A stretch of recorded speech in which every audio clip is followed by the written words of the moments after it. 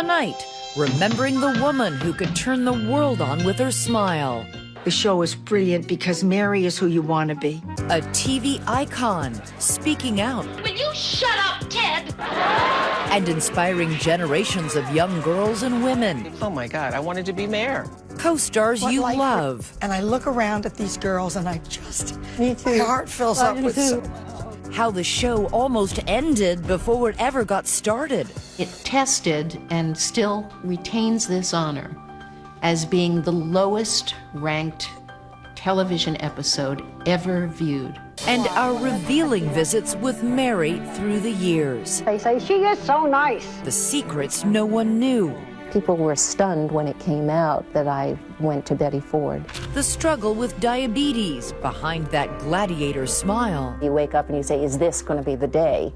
Did you ever think this is insupportable? I can't stand it. I really can't. And the life-changing part in Ordinary People that finally tapped her dark side. And then you come to me and tell me how to be happy. I mean, the whole movie is about the loss of a child, the loss of a son, and then that happened.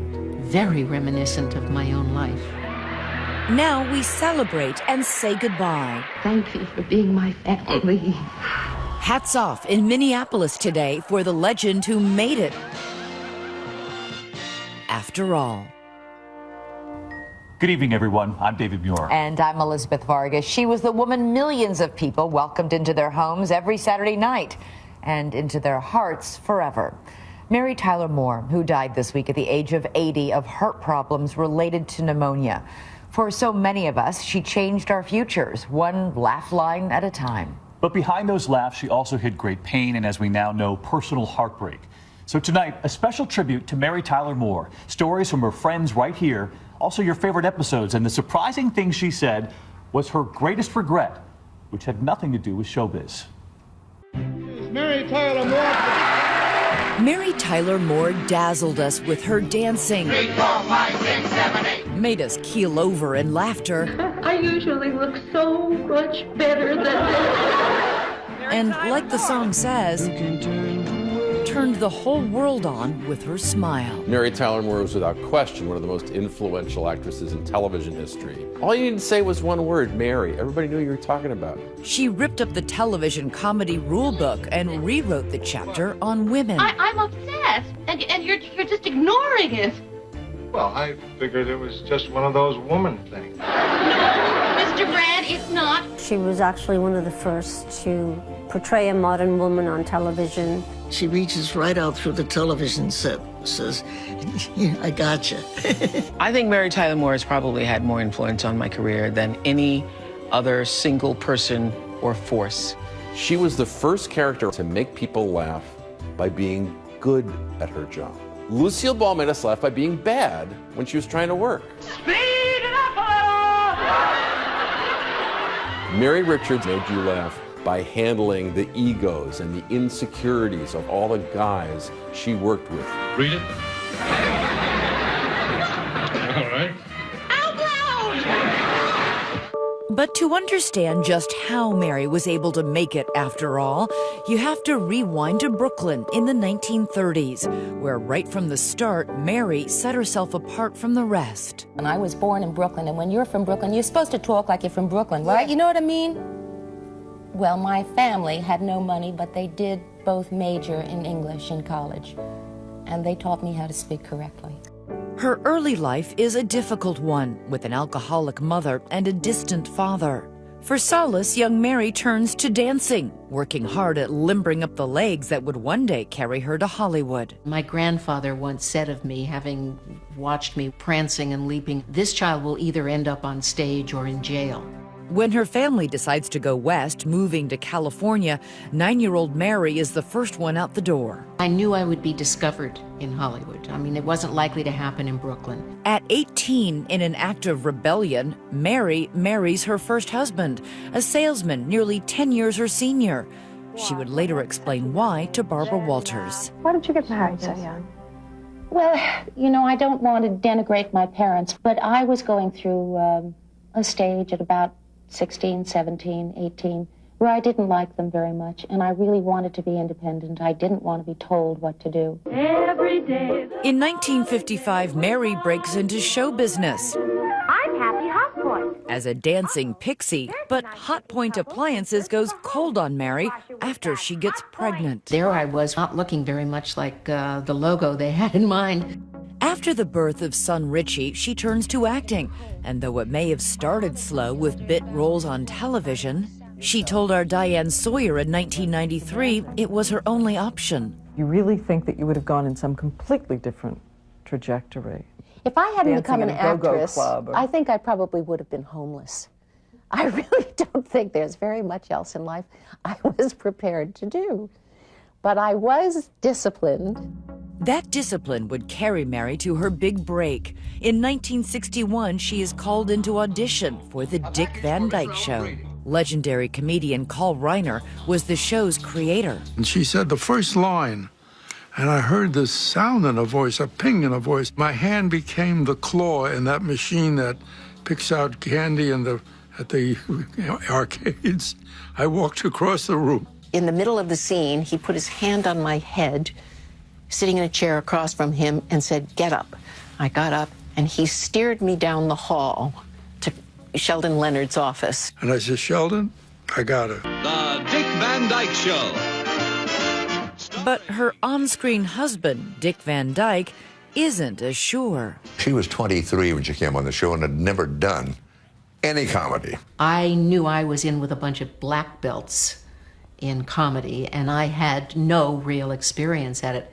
Even if Mary herself was a little unsure, America wasn't. It fell in love with her portrayal of the feisty and funny housewife, Laura Petrie. Are you angry with me for something? What makes you think that? She just got it so quickly that I'm still fascinated by how fast she grew on that show. But as her career takes off, Mary's personal life stumbles when her first marriage fails.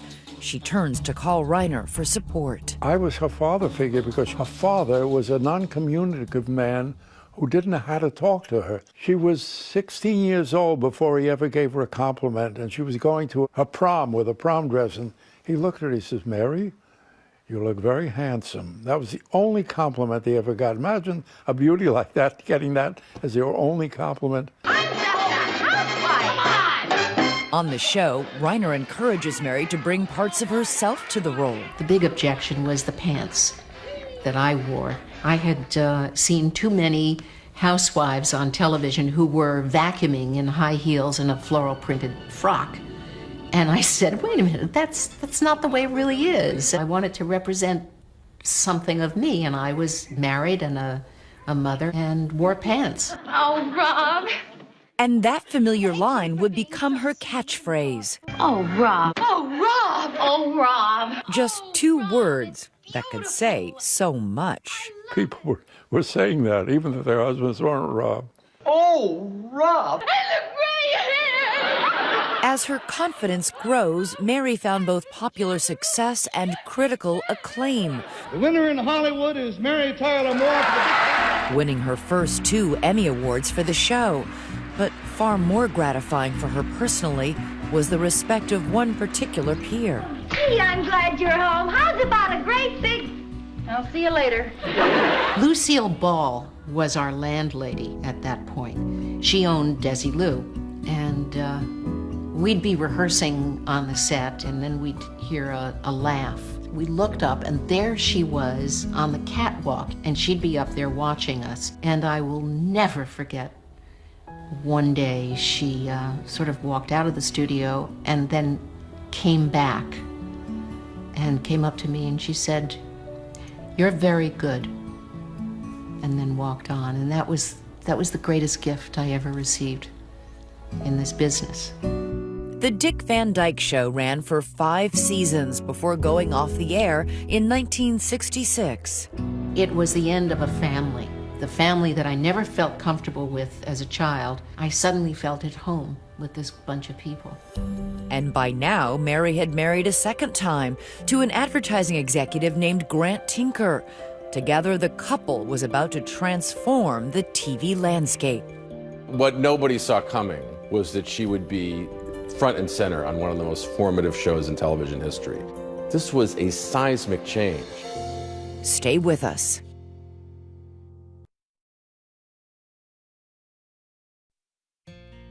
When the cameras stop rolling on The Dick Van Dyke Show, Mary Tyler Moore takes a gamble, makes a break for Broadway, and accepts what seems to be the perfect role. Wherever you're going. Audrey Hepburn's Holly Golightly in a staged adaptation of the classic film Breakfast at Tiffany's. That's Mary, alongside her young and sprightly leading man, Richard Chamberlain. That was your one venture into Broadway, and it seemed to have everything. It sure did. And it was the super-duper flop. Super duper. As Mary's dreams on the Great White Way quickly fade, the resilient actress decides to take her dance steps to the silver screen. I must study you if I'm going to be an actress. You see, the theater today is full of ruthless women. She did have a pretty nice role in Thoroughly Modern Millie, which was opposite Julie Andrews. It showcased her wonderful skills. But just as the young ingenue was about to regain her stride, her next role opposite Elvis Presley has the actress reciting a whole lot of Hail Marys. I'm a member of the Order of the Little Sisters of Mary. She did play a nun, hence the Change of Habit title. The film Change of Habit hits far from gold at the box office. It would turn out to be the King's last dramatic role in a movie and Mary's last appearance on the silver screen for more than a decade. Mary Tyler Moore's career kind of bumped around here and there for a while aimlessly. Then, the woman who dazzled the world as Laura Petrie is asked to reunite with her former co-star in a television variety special called Dick Van Dyke and the Other Woman. We showcased her. She danced, we did sketches. Remember when I said I'd like you to come on my special? Mm-hmm. And you said, how long was it? And I said, an hour? Yeah. What's up? The show is a ratings getter. The network brass quickly offer Mary her own sitcom bearing her name. Her partner in the project? Grant Tinker. The husband and wife team collaborate on a comedy about a decidedly single woman by the name of Mary Richards. Mary Richards was actually originally intended to be a divorced woman, and CBS hated this idea. They said people don't want to see divorced people on television any more than they want to see people with mustaches, Jews, or people from New York. Mary's character is eventually retooled on Saturday, September 19th, 1970. Mary, what do you think? As a nation is embroiled in anti-war protests, the Mary Tyler Moore Show debuts on the Tiffany Network. So, you're, Rhoda Morgenstern, and I'm Mary Richards. The Mary Tyler Moore Show came on television when I was just 12 or 13 years old. Who can turn the world on with her smile? The opening sequence of that show, you had sort of the fear and trepidation of driving to a new city and starting a job with people you didn't know. And it made me think, hey, I could do that. I could have a career. CBS at first fears a show about a single woman juggling home and work, a woman who drives the quintessential muscle car, a Ford Mustang, will fail to attract an audience. They wonder if the sitcom will resonate with the stereotypical stay-at-home American housewife. This show was not an instant hit at all. What nobody saw coming was that she would be front and center on one of the most formative shows in television history. A show that would not only reshape the way women were portrayed in television. I feel I represent women everywhere. Oh, Mary, that's all in your head. Oh, yeah? What would you say if the station manager kept trotting in groups of people and saying, this is our woman executive?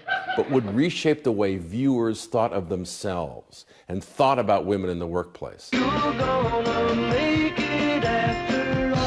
An associate producer employed in the fictitious newsroom WJM, the character of Mary Richards has her share of run-ins with her rough-and-tumble boss, Lou Grant. There was one scene when Mary went to Mr. Grant and said, I would like to know why the last associate producer before me made $50 a week more than I do. And Lou Grant looked up at her and said, Because he was a man. I mean, they were dealing with pay equity Let me get this straight. before anyone even understood the term. As the show builds a budding audience, The Mary Tyler Moore Show also begins knocking down taboos on television, You too, Mom. like birth control. Don't forget to take your pill. I won't. That was really unheard of in the early 70s, but so funny. And as Lou Grant said, You know what? You got spunk. Well, I hate spunk. one of my favorite moments was when she told Ted Baxter, will you shut up, Ted? every woman who had to deal with an egotistic, bombastic, conceited coworker, they were giving her a standing ovation at that moment. But as forward-thinking as the show is for its day, feminists like Gloria Steinem aren't fawning over the show, or for that matter, the new fresh face of feminism. Next to something like MASH, or next to something like All in the Family, or Good Times, or The Jeffersons, or any number of these shows, it might have looked like it was avoiding the issues on everybody's mind in the early 1970s. Feminists really picked her apart a little bit. They wanted her to be the perfect feminist, and she wasn't. Gee, thanks, Mr. Grant. She called her boss Mr. Grant when everyone else around called him Lou. As the book Mary and Lou and Rhoda and Ted points out, the sitcom is quietly breaking ground in another way, behind the scenes. They also hired more women writers than any other show before it. Female writers who know a thing or two about sex and the single girl. What do you think you're doing? Oh, I just figured it was a good Put on idea. your shirt. Oh, come on, Mary. Put on your shirt. You value that writing. You never take it for granted because it doesn't happen that often. Hello? What they could never imagine is that they were about to pave the way for future aspiring comedy writers like Lena Dunham, Amy Schumer, and Tina Fey. If you call yours, I'll call mine. Because before anyone ever heard of Carrie, Miranda, Samantha, and Charlotte, there was Mary, Phyllis, Sue Ann, and Rhoda. The show is brilliant because Mary is who you want to be, who you wish you were. Rhoda is who you probably are. And Phyllis is who you're afraid you'll become. And that's pretty close to the truth. Because if you push me, then I just might have to push back. Hard. Come on, you can't carry that off. I know. But the Mary Tyler Moore Show did push back. She went out on a date and stayed out all night. Challenging the premise, who says you can't be single and alone, but not lonely? You looked at it and you thought, well, who needs a boyfriend? I mean, great if it happens, but who needs a guy to orient your life around? Take care of yourself. Mary was kicking ass on her own. I think I just did. Next, how Mary and a clown named Chuckles made TV history. A little song, a little dance. A little salsa, darling. Comedy gold. When we return.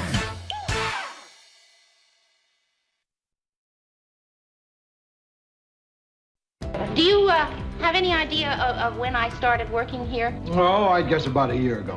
It was a year ago last week. By season 2, Against the Odds, America embraces a complex, strong, modern working woman, and Mary Tyler Moore begins to shine. How many big disasters do we have here in Minneapolis? Hi, guys. Oh, nice timing, Ted.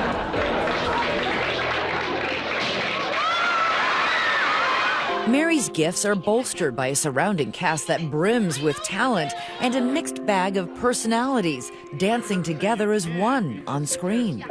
They had, a phenomenal cast of characters. Maury McIntyre is the president of the Television Academy, which interviewed the entire cast of The Mary Tyler Moore Show for its online archive. Lou Grant, who was so gruff and hearty. The only time I push people away is when I don't want them around me. Murray Slaughter. I'm going to see how long it takes before you say something stupid. Is that an insult? 3 seconds. Ted Baxter, who was always so into himself. We'll see who's the funny guy around here. We're on the air, Ted. I know that. That vessel of uncorked ambition, Sue Ann Nivens. I must confess, It baffles me why Lou would want something he's already had when he could have something fresh and new and exciting. One of the other great things about Mary Richards, she was most fully herself with her female friends. Okay, with Phyllis Lindstrom, Rhoda Morgenstern. What man in your life, it could have been a long time ago or someone you just met, do you wish you knew better? Well, there was this professional dancer. Not you, silly. And the cast itself benefits from a selfless star in Mary. She would say in a run-through, you know, Jim, Alan, I think this joke is a Rhoda line. I don't think it's as good for Mary. She's giving away laughs. As Mary explains to Barbara Walters, she had no issue playing the straight woman. Are you naturally funny? No, I'm really not. I have a natural love of other people's senses of humor. The show begins effortlessly churning out iconic moments.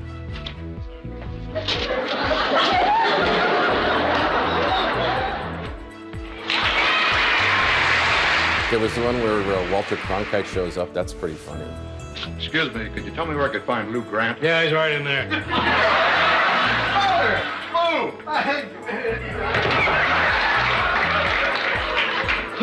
That's Walter. Bronchite. I thought you said you were good friends. Oh, I never said we were good friends. I only said that we never met. Speaking of good friends, Rhoda and Phyllis keep the laughs coming at Mary's stylish apartment in the attic of a Victorian in Minneapolis, which still remains a tourist attraction. The show where Valerie has lost her job as a window dresser, and she's in Mary's apartment day and night and day, 24/7. I'm just sick of it. I'm just sick of it. Mary, we have to force her to take a good, hard look at herself. We have to shake her up. We have to slap some sense into her. And she says, Rhoda, Rhoda! Rhoda. Rhoda! And then she comes over and takes and disconnects my dryer. Rhoda!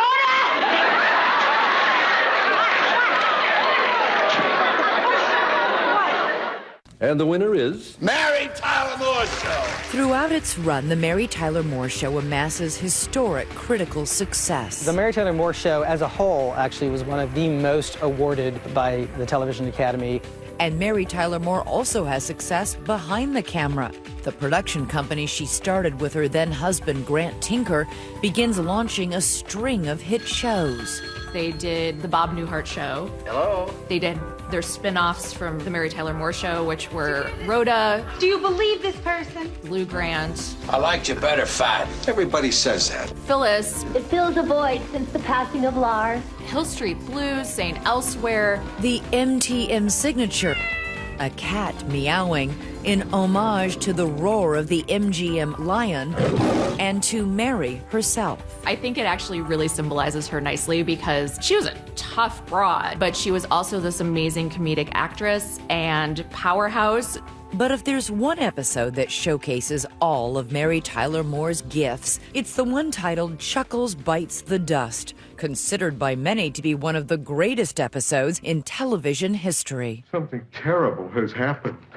Chuckles the clown is dead. It was a freak accident. He went to the parade dressed as Peter Peanut. And a rogue elephant tried to shell him. It was about how different people react differently to death, and some people have to laugh it off. I can just see the insurance claim. Cause of death, a busted goober. And Mary didn't think it was proper, to do that. It's a release, Mary. People need it to get over a tragedy. Everybody does it. I don't. She was very stern with everybody who was making jokes about how this Chuckles the clown had died dressed in a peanut suit. Suppose he hadn't been dressed as a peanut. Would his death still be funny? Could have been worse. He could have gone as Billy Banana and had a gorilla peel him to death. She was actually trying so hard not to laugh all week during the shooting of Chuckles the Clown that she kind of almost bit her lip raw. I wonder which ones are the other clowns. And you'll know soon. They're all gonna jump out of a little hearse. And then when you get to the funeral scene, this pompous minister goes into all this stupid stuff that the Chuckles had done in his life. Billy Banana. And my particular favorite, Aunt Yoo-Hoo. And that's the first time she loses it and just starts bursting out laughing. There was always some deeper meaning to whatever Chuckles did. Excuse me, young lady. Comedy gold, because it contains this phrase: a little song, a little dance. A little seltzer, darling. But all good things come to an end. And after 7 seasons, The Mary Tyler Moore Show ends its run, a bittersweet moment for its star. I was crumbling inside. I didn't want it to end. It was my family. And I thought, surely there are more stories to be done. Their story ends with a tearful group hug and a final gaze from its trailblazing star before she turns off the light. Coming up, the lights dim on the show, but not on the dark secret in Mary's life, and the tragedy that mirrors her most famous film. It's just so shocking that something like that would happen. Stay with us.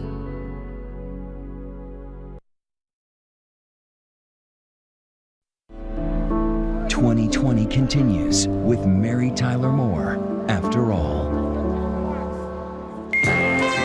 After 7 years of The Mary Tyler Moore Show, 5 Emmys, countless magazine covers, Mary is trying to figure out her next act.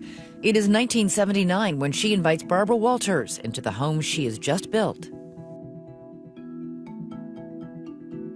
Her 16-year marriage to Grant Tinker seems, if only on the surface, to be as solid as ever. You never thought, hey, you know, look at all I missed out there? That... No, because I get so much from Grant. I think of him primarily as my best friend, and he is also my lover. What more do I need? Well, I'm not going to talk you out of it. But what she's not telling Barbara is that her marriage is actually crumbling. Mary later writes of fights with Tinker, about her storming into my car in a fury, playing dangerous Russian roulette as she'd hit the accelerator and run each stop sign. Just 7 months after this interview airs, the marriage is over. Her career isn't faring much better. So, variety. Okay, let's give it a try. She tries 2 new musical variety shows. Both shows are quickly canceled. Do you feel like a flop? Do you feel like a failure? Did it hurt like hell? Yes, it did. All of those things. Yeah, it really hurt a lot. I'm going to be very grown up, lay some of the responsibility on myself, and say, okay, look in another direction. That direction turns out to be a dark one, but it leads to her much-awaited comeback. I know I'm not perfect. Director Robert Redford casts Mary in Ordinary People, the story of an affluent family strained by the accidental death of their prized son. I think it is a very private matter. Redford knew what he was doing. I mean, it's a risk in the sense that she wasn't a bankable actress. She wasn't Jane Fonda. He claims that he used to see me walking on the beach at Malibu where we both lived, and he used to wonder about the dark side of Mary Tyler Moore. And I guess he was right to wonder about that, because there is, in fact, a dark side. And in that dark side is anger, tension? Rigidity, unreasonable expectations. Not bad characteristics, well-meant. People after that film would say, oh, she was such a bitch, wasn't she? And she wasn't. I just want you to be happy. Happy? Yes. Ward, you tell me the definition of happy, huh? But first you better make sure that your kids are good and safe.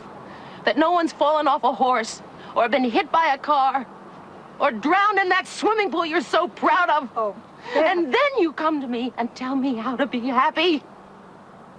The performance draws rave reviews and an Oscar nomination. The popular Mary Tyler Moore. But less than 4 weeks after the movie's release, The 24-year-old son of actress Mary Tyler Moore has died of a gunshot wound to the head. the shooting is later ruled accidental. I mean, the whole movie is about the loss of a child, the loss of a son. It's just so shocking that something like that would happen right in the middle of her talking. about this movie? What got you through it? I think time, just time. Did you ever think this is insupportable? Mm-hmm. Yeah, but I know that the only alternative is not one that I want, and the alternative is to not be here. But Mary is checking out in other ways, turning to alcohol, a secret addiction she has been hiding even during her star turn as Mary Richards. I think I should have talked about it more, either with a counselor or a therapist or my friends. And then I probably would not have gone through the alcoholism. I'm not sure that that's true, and I don't want to lay that off entirely on my son's death. While dealing with her heartbreak and self-medicating with alcohol, in 1982, Mary meets a doctor caring for her mother. I saw this tall, dark, handsome doctor, and I thought to myself, well, Mary, you bad girl, you know what you're going to do, don't you? And I did. I knew I was going to be assertive, and I was going to make the first move. How did you make the first move? In parting, he said, I'm going to leave you my home phone number in case there's any kind of emergency ever. Dr. Robert Levine is 17 years her junior. Still, Mary decides to call that next night at 3 o'clock in the morning. I said, does acute loneliness come under the heading of emergency? He said, I can't think of a better reason to be awakened. The two marry, and the third time is a charm as they stay together for the rest of Mary's life. Everyone looks at Mary as being exceptionally confident and capable and able, and although she is capable, the confidence really is not there. After years of numbing those insecurities with alcohol, in 1984, Mary finally checks herself into rehab at the Betty Ford Clinic. Was it hard to stop? Yes, it was. People were stunned when it came out that I went to Betty Ford, which I tried to do very quietly, very secretly, but it did come out. And in retrospect, I'm glad that it did, because it was helpful to a lot of women like me, women who thought of themselves as being kind of ladylike and fairly intelligent, and obviously therefore not alcoholic, because how could you be? But you can be. Next, the famous five: Mary, Rhoda, Phyllis, Georgette, and Sue Ann Nivens, together again. None of us has changed. Gravity has taken over a little bit.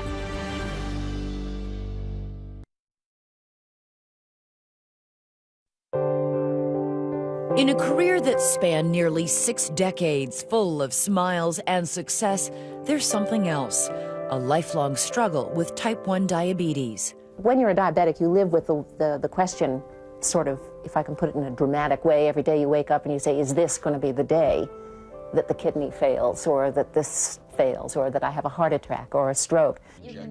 Over the years, she talks about it often. I need insulin to stay alive. The same woman who turned the world on with her smile is losing her eyesight. Who danced with Dick Van Dyke becomes unable to walk down the street without stopping to rest. Join us. Your help is our hope. And now, in a very different kind of role, Mary Tyler Moore changes the world again. We're here because of our children, our loved ones with diabetes. She was thinking of young people who needed her support and needed the funding and research to try to change their lives. As international chairman of the Juvenile Diabetes Research Foundation, she gives her time and her famous face to make people in power care about the issue. And it won her the respect of the medical community and of everybody who ever saw her on that behalf. We need to be able to tell the children that we are investing the dollars necessary. Her heart was bigger than anyone I've ever met.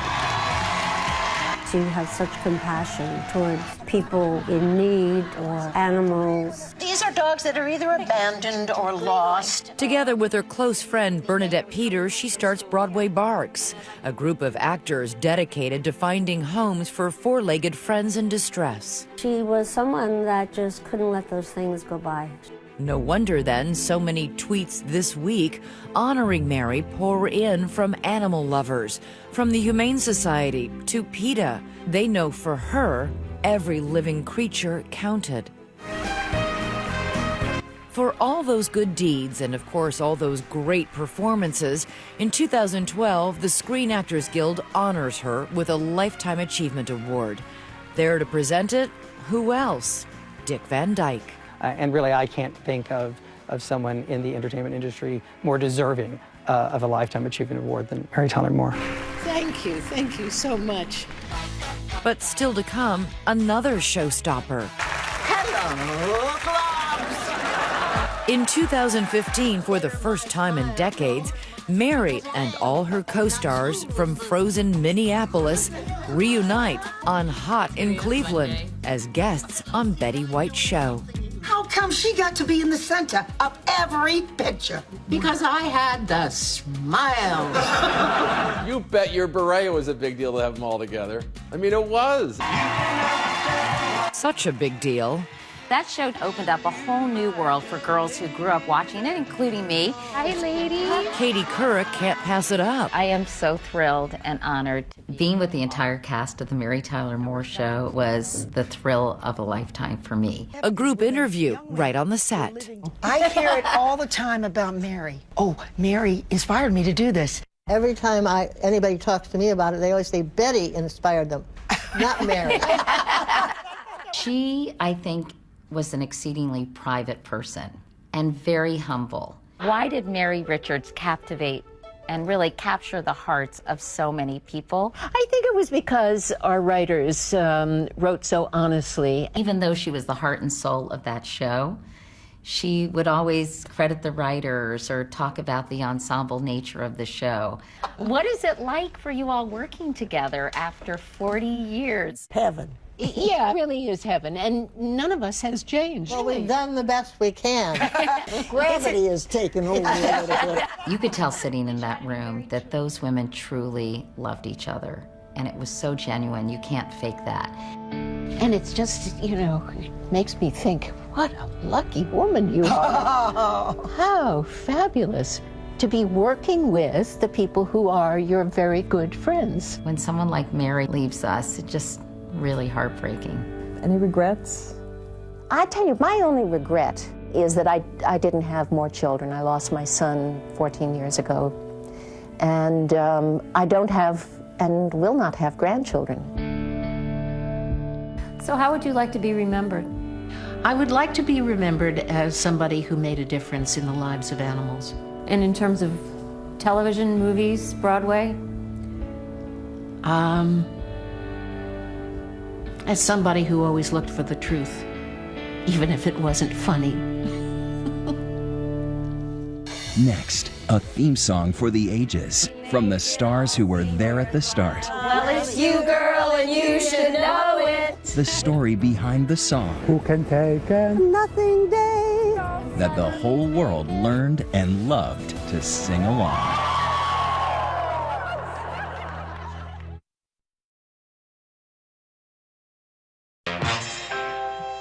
It has become one of the most beloved sitcom themes in history by asking a simple question. Who can turn the world on with her smile? Endlessly recreated from Joan Jett